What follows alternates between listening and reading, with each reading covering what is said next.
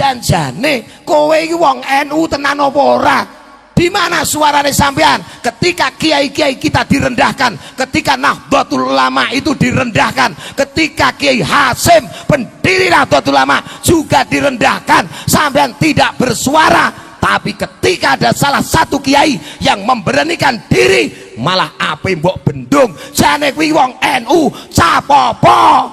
Klausul MLB di ADART Nahdlatul Ulama, saya mohon ini bisa diperbaiki, bila perlu diganti dengan istilah-istilah yang lafdhon wa makna, karena kata MLB memang akan mudah dan banyak melahirkan bugot-bugot organisasi. Rangkaian pramuktamar luar biasa Nahdlatul Ulama atau MLBNU dimulai hari ini, Selasa 17 Desember di Surabaya, Jawa Timur.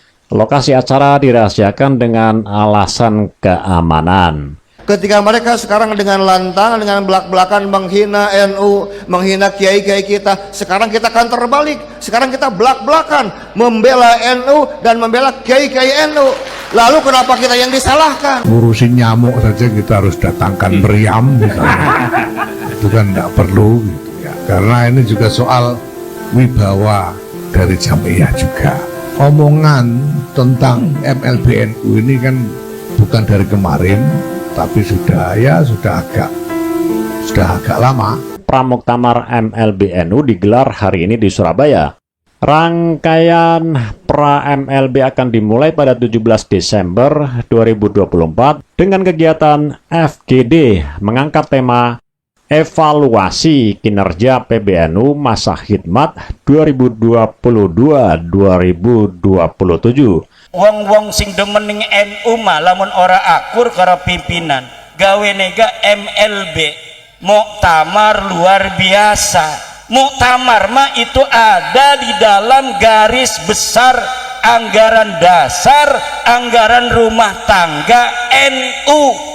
Itu bukan musuh. Negara kita saja yang sebesar ini, istilahnya bukan MLB. Kalau kesalahannya itu dilakukan oleh presiden, ya diimpeach. Jadi presidennya yang diimpeach. Dalam hal ini PBNU salah, apalagi memecat saudara saya Kiai Haji Madudin Usman. Harusnya yang jenengan pecat itu ya balawi-balawi yang ada di struktur NU itu. Kok malah yang kiai-kiai yang berpotensi tinggi, berkualitas super di Indonesia, di negeri kita ini kok malah dipecati. Orang mau nggak terima, mau protes, mau ini nggak peduli pokoknya. Kalau nggak mau, silakan ganti saya. Ya, maka kemarin ada yang ngomong MLB, sayangnya yang ngomong pengangguran. Kalau yang ngomong lebih bermutu begitu ya saya perhatikan beneran. Muhammad Jafar Sodik mengatakan MLB merupakan hal yang lumrah untuk dilaksanakan jika ada sikap yang melanggar ketentuan organisasi.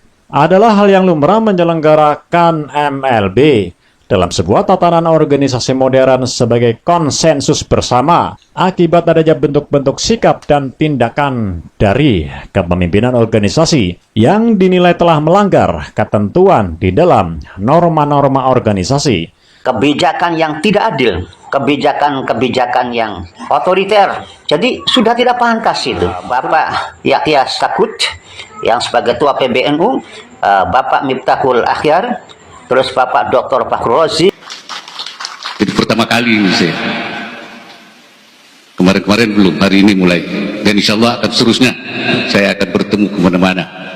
Saya mengajak kita semua ingin mengembalikan peran sentral para kiai.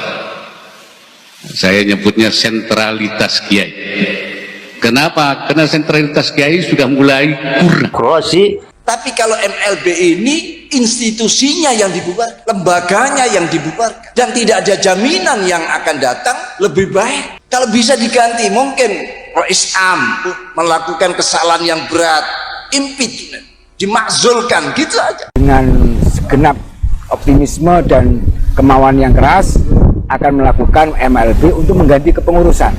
Nah, siapa yang mengganti nanti? Ya tentu ini adalah kedaulatan dari muktamirin. Saya silakan, kalau mau MLB silakan. Saya kan melamar pekerjaan biasa, orang melamar kerjaan diterima habis itu dipecat, itu kan di mana-mana terjadi. Kalau Gus Yahya tidak tunduk dan patuh kepada organisasi, keputusan muktamar dan peraturan ADART, maka selamat datang pemimpin baru di Nahdlatul Ulama. Setuju? Setuju. Artinya bukan bikin tandingan, tetapi memberitahu saudara ada yang kurang tepat. Itu masih ada dalam anggaran dasar dan anggaran rumah tangga pasal 22 PBNU. Kalau saya melanggar pelanggaran-pelanggaran yang berat, sudah turunkan. Sebelum diturunkan saya sebetulnya sudah lama ingin turun. Cuma apa? Janji mandat yang saya terima itu 5 tahun. Tidak boleh saya di tengah jalan berhenti dengan alasan apapun. Dan yang lebih menyakitkannya lagi, betapa banyak para kiai-kiai NU yang justru ikut dengan rombongan mereka, satu gerbong dengan mereka. Upaya untuk melakukan MLB ini telah direspon oleh 23 provinsi, 326 kabupaten PCI NU atau PCI Istimewa Luar Negeri yang merespon terhadap MLB ini, dan mereka mulai menanyakan bagaimana strateginya, bagaimana timelinenya. Ini sedang kita bikin timeline maupun strategi untuk menuju ke sana. Assalamualaikum warahmatullahi wabarakatuh. Kita ikuti berita terbaru dari Muktamar Luar Biasa NU. Dilihat dari website cnnindonesia.com yang merilis berita terbaru pada Selasa 17 Desember 2024 hari ini, bertajuk rangkaian pra MLBNU mulai digelar hari ini. Lokasi dirahasiakan. Surabaya. Rangkaian Pramuktamar Luar Biasa Nahdlatul Ulama atau MLBNU dimulai hari ini, Selasa 17 Desember di Surabaya, Jawa Timur. Lokasi acara dirahasiakan dengan alasan keamanan. Presidium Penyelamat Organisasi dan Muktamar Luar Biasa NU, PO dan MLBNU, Kiai Haji Abdul Salam Sohib atau Gus Salam mengatakan acara akan dimulai dengan agenda Focus Group Discussion atau FGD. Lokasi di salah satu rumah kader NU di Surabaya. Skemanya hibrid, sebagian besar peserta melalui daring pukul 13.00 WIB. Kata Gus Salam kepada cnnindonesia.com. Gus Salam enggan menyebut di mana lokasi pasti FGD pra MLBNU itu digelar. Pihaknya merahasiakan hal tersebut dengan alasan keamanan. Kayaknya tidak memungkinkan karena ada pihak-pihak yang ingin menggagalkan. Rencananya setelahnya kita press release, ucapnya. Ya, sebelumnya Ketua Panitia Pelaksana pra MLBNU Mas Maftu memastikan Pramuktamar MLBNU digelar hari ini di Surabaya. Rangkaian pra MLB akan dimulai pada 17 Desember 2024 dengan kegiatan FGD mengangkat tema evaluasi kinerja PBNU masa khidmat 2022-2027. Seberapa mendesak MLBNU? FGD dilaksanakan secara hibrid. Sebagian peserta bertemu langsung di salah satu hotel di Surabaya dan sebagian lainnya mengikuti secara online. Peserta FGD adalah Presidium PO dan MLBNU dan delegasi dari 38 PWNU se-Indonesia. Mereka akan membahas subtema yang telah direncanakan dengan pemantik diskusi 4 pengurus NU wilayah Sumatera, Bangka Belitung, Kalimantan Selatan, dan Papua.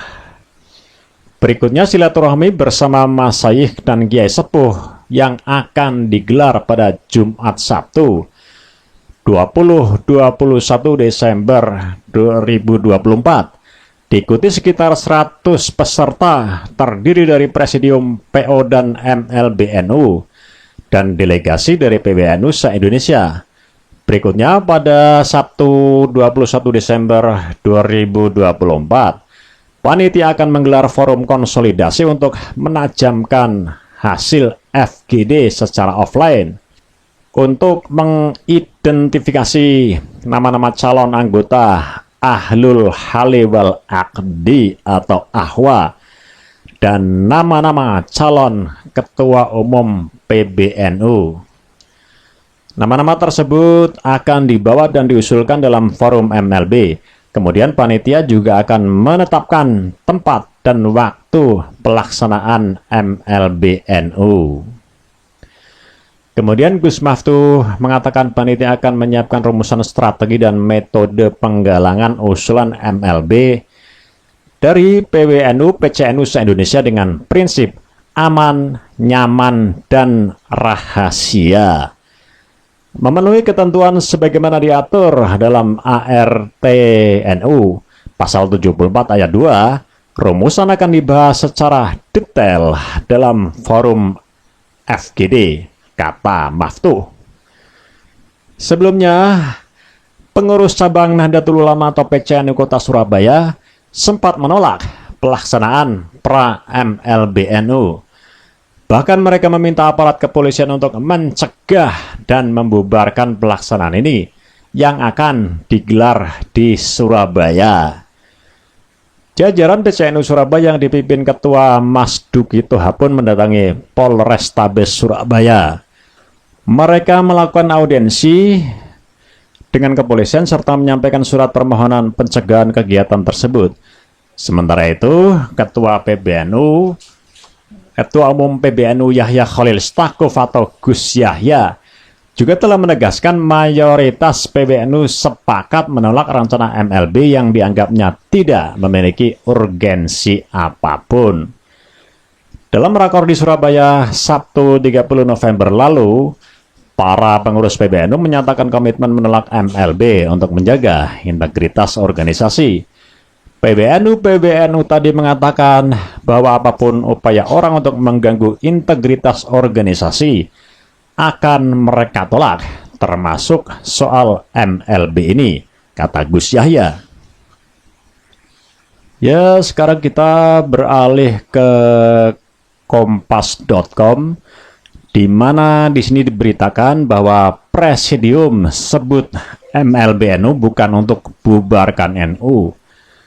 Berita ini ditulis kemarin 16 Desember 2024. Presidium Muktamar Luar Biasa Nahdlatul Ulama atau MLBNU menyebut bahwa MLBNU digelar bukan untuk membubarkan organisasi NU, melainkan untuk membenahi kepemimpinan pusat organisasi.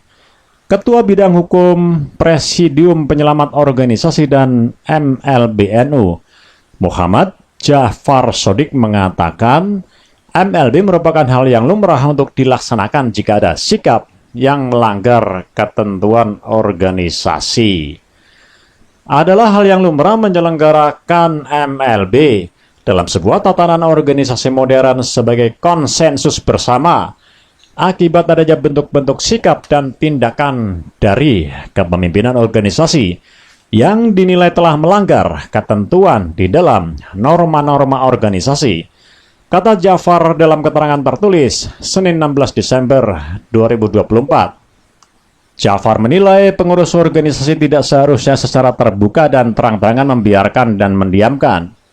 Menurut dia, hal itu tak mencerminkan organisasi ulama dan seperti menyejajarkan dengan organisasi non-keulamaan. Apabila itu benar, adalah hal yang sangat fatal dan karenanya patut untuk diselenggarakan MLB dalam kondisi yang bersifat mendesak agar tidak terjadi degradasi moral organisasi yang lebih parah dan mengancam meruntuhkan organisasi ulama, sebut Jafar. Apalagi ketentuan tersebut juga telah diatur dalam ADART sehingga menjadi wajib hukum untuk dilaksanakan akibat adanya pelanggaran-pelanggaran dalam kepemimpinan organisasi. Sekali lagi, bukan untuk membubarkan organisasi, kata dia. Dia menambahkan dibentuknya Presidium MLBNU adalah sebagai langkah moral dari para ulama NU, para kader NU, dan membawa arus suara warga Nahdliyin se-Nusantara sebagai langkah dan upaya menjaga moral dan marwah organisasi. Sebelumnya diberitakan Ketua Panitia Pelaksana Pra MLBNU Gus Maftuh, Mas Maftuh, menyebut bahwa Pra MLBNU akan dimulai digelar besok 17 Desember 2024. Ya, hari ini. Alhamdulillah panitia telah melaksanakan rapat koordinasi persiapan teknis pelaksanaan kegiatan Pra MLBNU di Surabaya dan menetapkan tanggal 17 Desember 2024 sebagai hari H pelaksanaan Pra MLBNU. Ujar dia pada Rabu 11 Desember 2024 lalu. Mereka juga diklaim telah bersepakat menyiapkan rumusan strategi dan metode penggalangan usulan MLB dari PBNU PCNU se-Indonesia dengan prinsip aman, nyaman, dan rahasia. Sementara itu sebelumnya, pengurus besar Nahdlatul Ulama kembali menanggapi isu MLBNU yang disebut akan jalan terus hingga akhir tahun nanti. Itu forum liar, kata Ketua PBNU Ulil Absar Abdallah kepada wartawan di kantor PBNU Jakarta Jumat 1 November 2024 lalu. Ini forum yang dalam bahasa NU ini forum yang tidak mutabar, yang tidak legitimate, sambung dia. Seperti saya kembali setelah melepaskan tugas dari Presiden, kembali ke habitat saya, ke lingkungan saya, kepada kiai, para asatidz. Dan saya ingin kembali dalam rangka hari ini untuk pertama kali saya sudah jadi wakil presiden berkumpul dengan para kiai semua itu. Jadi pertama kali ini saya. Kemarin-kemarin belum, hari ini mulai. Dan insya Allah akan seterusnya saya akan bertemu kemana-mana. Saya mengajak kita semua ingin mengembalikan peran sentral para kiai. Saya nyebutnya sentralitas kiai. Kenapa? Karena sentralitas kiai sudah mulai kurang. Dulu semua apa-apa itu kepada kiai. Mau dagang juga datang ke kiai, betul.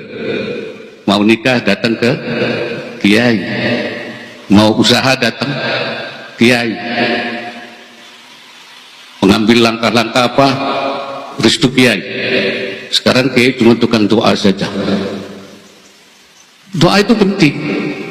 Doa itu penting. Bukan tidak penting. Tapi kiai bukan hanya bisa membaca doa, tapi juga menentukan dalam banyak hal. Itu sebagai marja'iyatul ummah. Ya, tempat rujukannya umat. Ini sudah mulai kurang. Dulu yang menggerakkan misalnya Geger Cilegon itu kiai, betul. Hadratus Syekh Hasyim Asy'ari ketika Belanda mau datang mau menjajah kembali, pada waktu itu tentara belum terkonsolidasi, polisi belum terkonsolidasi, Belanda mau datang, yang tampil siapa? Hadratus Syekh Hasyim Asy'ari membuat fatwa jihad pada tanggal 22 Oktober untuk melawan Belanda. Berjihad melawan penjajah adalah fardhu ain, dan itu yang menggerakkan masyarakat. Terjadinya perang 10 November. Menginspirasi perang 10 November adalah fatwa jihadnya Hadratus Syekh Hasyim Asy'ari. Kalau tidak, kita belum tahu ketika itu suasana seperti apa. Ini peran sentral kiai pada waktu itu. Ketika negara goncang, pada zaman Bung Karno dulu, beliau tidak diakui sebagai presiden karena beliau tidak dipilih oleh rakyat. Dianggap Bung Karno tidak sah menjadi presiden. Ulama sah. Kalau presiden tidak sah, menteri agama tidak sah. Menteri agama tidak sah, naib kepala KUA tidak sah. Diangkatlah Bung Karno menjadi namanya itu waliul amri daruri bisyaukah. Nah, itu kiai itu pinternya begitu. Jadi supaya sah ditauliyah namanya, diangkat oleh para kiai namanya waliul amri. Waliul amri sudah sah. Bisyaukah dalam fikih adanya zu syaukati, Zu Syaukatin itu punya kekuasaan. Bung Karno sebenarnya tidak, yang punya kekuasaan tentara, tapi tentara mendukung Bung Karno. Maka itu kalimatnya dirubah oleh para ulama dari bisyaukah, dari Zu Syaukatin, tapi dengan bisyaukah, artinya ditopang oleh kekuasaan. Akhirnya Bung Karno jadi presiden sah, menteri agamanya sah, KUA-nya sah, kawinnya sah. Kalau enggak ada yang sah semua itu. Itu namanya makharij fiqhiyah menjadi makharij wataniyah. Ya, solusi fikih menjadi solusi kenegaraan dan kebangsaan. Ini peran sentral ulama terus berjalan. Belakangan mulai ulama tidak punya peran. Ini harus dikembalikan. Ya, harus kita berikan sentralitas kiai, peran sentral kiai. Ada beberapa hal yang mesti kita betulkan. Pertama, antara kiai kurang ada saling terhubung, kurang ittisal. Masing-masing sekarang kiai sendiri-sendiri, fardi, betul? Sendiri-sendiri, masing-masing enggak terhubung satu sama lain. Qala al-Fakhrur Razi, "Law ansafta 'alimta anna ulama'a hadzal zaman, anna aktsara ulama'i hadzal zaman mausufuna bihadhihi sifah." Kata Imam Fakhrur Razi, kalau kalian perhatikan dengan seksama, dengan objektif, kalian tahu bahwa kebanyakan ulama zaman ini bersifat seperti ini. Zamannya Imam Fakhrur Razi, tahun berapa itu? Baru ratusan. Zaman itu sudah mulai raisan fi baladi, masing-masing menjadi rais di masing-masing. Nah, kalau saya bilang sekarang lebih parah, bukan cara raisan fi baladi, bahkan bi ansara wahidun minhum raisan fi qaryatin. Sekarang banyak di antara ulama itu bukan rais di balad, tapi di kampung-kampung, di kabupaten-kabupaten, di kecamatan-kecamatan, sendiri-sendiri, tidak terhubung, tidak muttasil bainal ulama. Tidak ada, bahasa kerennya itu tidak ada konektivitas. Nah, bahasanya Pak Gubernur ya, tidak ada konektivitas antar ulama. Masing-masing mengambil pendapatnya sendiri, berijtihad sendiri, mengambil sikap sendiri, ghairu muttasil bainal ulama. Nah, ini sampai-sampai Imam Fakhrur Razi, nas'alullah al-'afwa war rahmata, mohon ampun dan mohon rahmat kepada Allah. Oleh karena itu, connectivity ulama, ittisalul kiai bainal kiai wal kiai, ini harus kita rajut kembali, kita connect kembali, kita sambung kembali. Jangan masing-masing sendiri-sendiri, ya, nanti tersesat sendiri-sendiri. Itu kalau kita lihat tafsir dari Syekh Nawawi saja sudah mengingatkan kepada kita untuk bangun. Bagaimana kita bisa mengambil peran kiai menjadi sentral, tersambung saja, tidak satu sama lain. Tidak ada connectivity, tidak ada konektivitas. Ini yang pertama, saya kira ini harus dibangun lagi. Ini kita jahit lagi. Ulama-ulama jangan sendiri-sendiri, nanti banyak macan, diterkam macan sendiri-sendiri. Itu harus ada ketersambungan, ke konektivitas antara kita masing-masing.